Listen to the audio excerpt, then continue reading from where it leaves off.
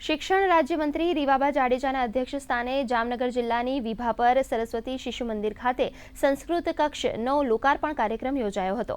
આ પ્રસંગે મંત્રીએ જણાવ્યું હતું કે સમગ્ર રાજ્યમાં આવા 500 સંસ્કૃત ખંડો ખુલ્લા મુકાયા છે, જે નવી શિક્ષણ નીતિ અંતર્ગત આપણી પ્રાચીન પરંપરાને પુનઃજીવિત કરશે।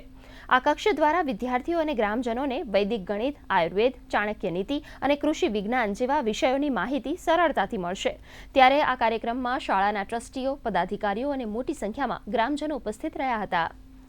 સંસ્કૃત બોર્ડ દ્વારા સંસ્કૃત કક્ષ એટલા માટે બનાવવામાં આવ્યું છે કે વિદ્યાલયની અંદર સંસ્કૃતનો પ્રચાર પ્રસાર થાય અને સંસ્કૃતિને જાણે અને સાથે સાથે વિવિધ સંસ્કૃત વિશે વધારે જ્ઞાન મળે, આપણા વેદો, પુરાણો, ઉપનિષદો અને શાસ્ત્રોનું જ્ઞાન મળે અને વિવિધ પ્રકારની પ્રવૃત્તિઓ દ્વારા શિક્ષણને વધારે સંસ્કૃત તરફ લઈ જાય એ હેતુથી ગુજરાત રાજ્ય સંસ્કૃત બોર્ડ દ્વારા સંસ્કૃત કક્ષનું આજે લોકાર્પણ માનનીય રાજ્ય કક્ષાના શિક્ષણ મંત્રી રીવાબા દ્વારા થયું।